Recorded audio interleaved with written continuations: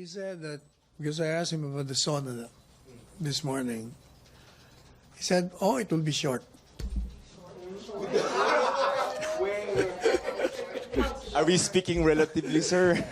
Maybe because there are pre-SONAs. Correct. Last year. So there are 3 pre-SONAs already. Yes. Tomorrow there will be another one. And ordinarily the president will be discussing achievements of his administration on a particular year. And since the pre-SONAs are already doing that, so I do not think the president will have to repeat that. Any particular messages that he would like to focus on? He did mention before China, no? The policy. Anything else, sir?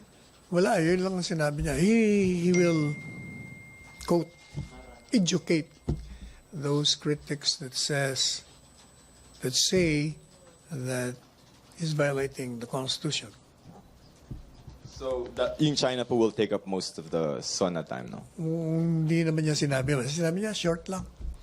Any time that she gave? Like, and any amount of time usually pag short, 2 oras yun. I think after 3 years, you know that already, sir. So, hindi nga. Ano wala naman siya, sir, sinabi na maybe Wala, like yun an lang, hour. exact words niya. Short lang.